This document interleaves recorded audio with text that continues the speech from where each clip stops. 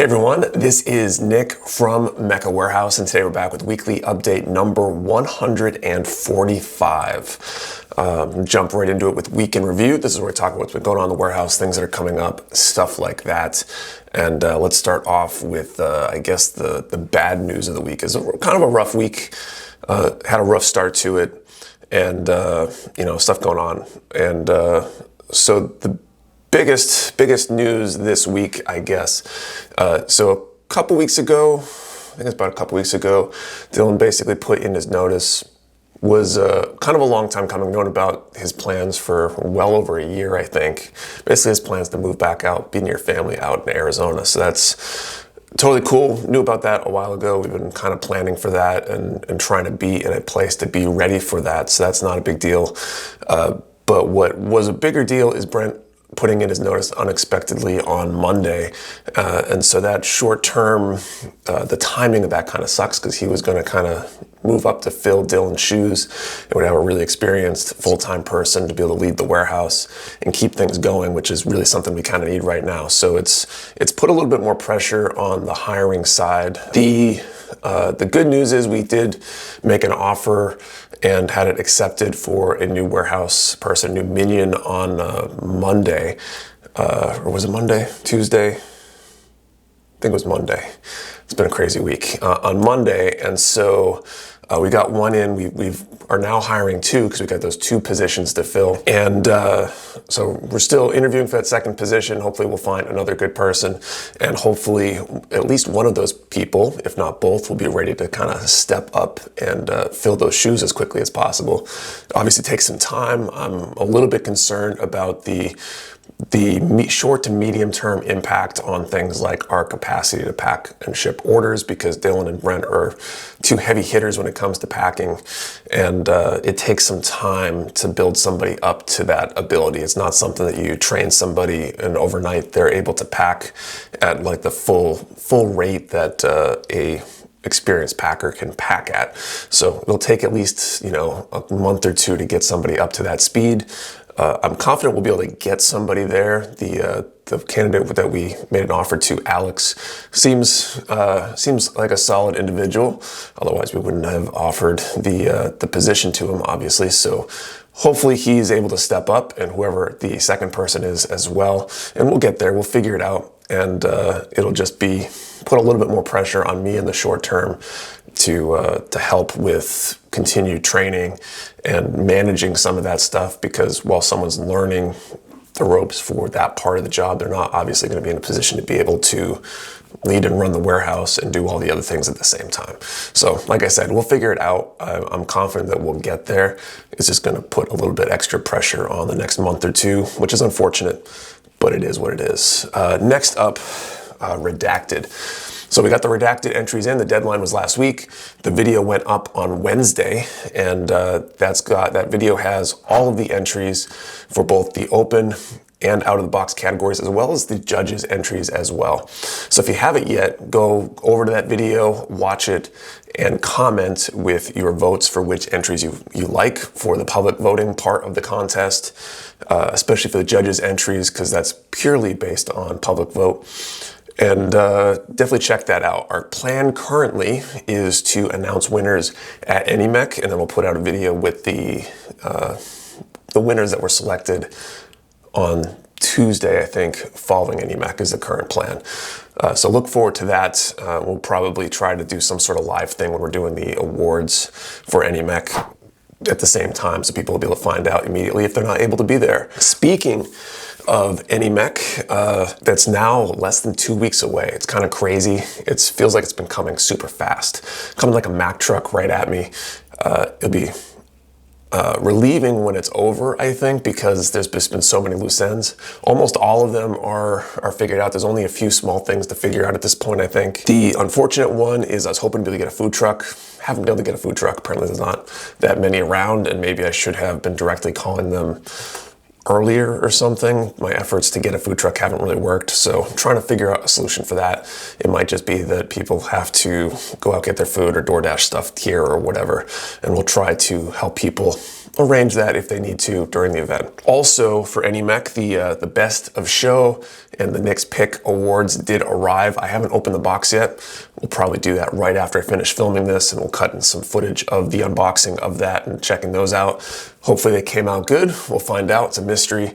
Not sure what to expect there, other than hopefully that they match the proofs and look good. I think the stickers are on their way. The badges for the open part of the judging. Had one judges meeting on Sunday, and we got another one coming up this coming Sunday to make those final arrangements and preparations as a team for the event. And yeah, next week's gonna be a lot of preparation, setting up the warehouse and all that good stuff. If you haven't yet and you're planning on coming, we do plan on allowing people to kind of sign up day of.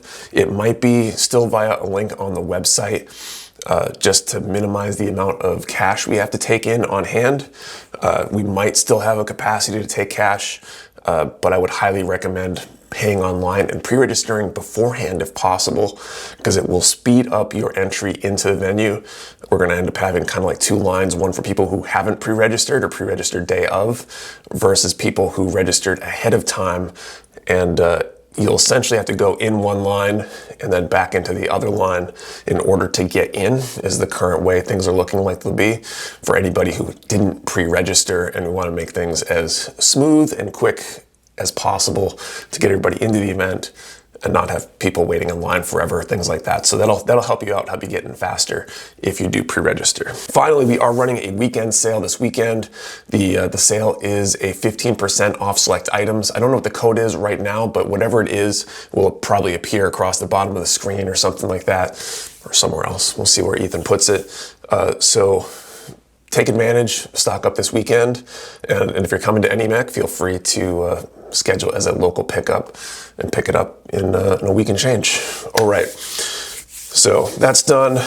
Next up, pre-orders. Okay, pre-orders. We added 6 new pre-orders this week, all Kotobukiya. So we got 2 from Ghost in the Shell, the Jigabachi, which is like a helicopter thing. I'm not familiar with the original anime, but that's pretty cool. And a HAW206 prototype. I think that's a Tachikoma variant or something. Maybe not. But it's still kind of like a legged tank kind of thing, I guess. There's a new Zoid up for pre-order, or I guess probably a reprint, the Genosaur repackaged version. Also the Hexagear Ba Loudgale, which almost looks kind of like a bulk arms kind of design. It's actually pretty cool looking. I'm kind of interested in it myself, trying to resist the urge to grab one when it comes in. There are also 2 MSG parts, or MSG options. One is the Heavy Weapon Unit 36 laser cannon. So think giant laser cannon, and almost like the Mega Bazooka launcher, whatever it's called from Zeta, I think. It looks like it's rideable in certain configurations. That some of the product pictures show it being ridden almost like a motorcycle by a frame arms girl kit or something like that. So kind of interesting design choices there that might play into stuff that you want to do. The other is the Variable Frame System 02 Garuda Gear Diablo, which looks actually more like a transforming plane type robot. Interesting that it's an MSG thing, must be because it could be used as parts for other stuff, I guess, but also potentially worth checking out. So that's it for pre-orders. Let's move on to team picks. So team picks, this is where the guys in the warehouse, part of the team, show off some builds that they've done recently. So let's check out some of those builds. Hi, I'm Dylan. I'm back from vacation. Today I brought in the Kyokai Senki Ghost. Really cool kit. What I like about it is that it's all reverse-legged, and reverse-legged on Mech is always good. It's a really big build for what you get out of it. I think I paid like $30 for it. My biggest complaint about it is that the left arm is on a pivot, so you can only move it up and down. You don't get a lot of like decent range of motion out of that arm. Other than that, it would look good if you started combining it with other AIM stuff that I haven't gotten to yet. But definitely a kit I recommend. Brent here for Team Picks this week, and I brought in the Bandai Batmobile from The Batman, because there are 3 versions out. This one's very cool, a lot more of the traditional car styling with this one. Haven't built a car model kit in a long time, so what Bandai did with the designs of at least the Batman version was very cool, and minimal nubs to eliminate as the body pieces fit together, which is really cool. And overall, just a really cool piece of machinery for what the Batmobile is. And definitely have interest in getting the tumbler for the Batman Begins version, but I think just as a traditional car, this one was much better. All right, so that was it for team picks. Let's do Q&A. So this is where I answer questions from you, the viewers. If you have a question, post it down in the comments below. I'll do my best to answer it next week. First up, Plastic Crack 305. How will you help the hobby grow more in the United States? What kind of events would you recommend for anyone in this novelty to grow the hobby or grow the scene at their locations? So, great question. So, stuff like NEMMEC, that's one of the things that we're trying to do, especially locally. We want to build up the local community here in New Hampshire and New England as much as we can, because it's, you know, more fun to build and experience the hobby with other people, and doing that locally is great. Build nights or build events, if you have a local hobby store, maybe a local public library that's got an event function room that you might be able to use potentially for free or for a small cost. Getting people together and doing things like that are relatively easy and help grow the hobby because people get better by working with each other. I know when I go down to the Richmond, Virginia area, there's a strong community down there. A lot of guys hang out at the local hobby town, I think it is. And at that hobby town, they do, you know, a weekly build night or something, and you can tell that they riff off each other and learn from each other, and obviously enjoy each other's company and build community that way. So setting up that kind of thing can be good to build community in your local area. And then if there isn't an IPMS group, you can kind of form your own kind of contests and things like that. Those are a little bit harder, but I think that first step is getting that like build group together and trying to bring people together that way. Next up, the DJ Jim Toady. Have you ever considered opening up other warehouses in different states across the country to get better coverage for shipping and local pickup? So that's a great question. I've considered it, mostly because people asked. My gut feel on it is that it will never happen.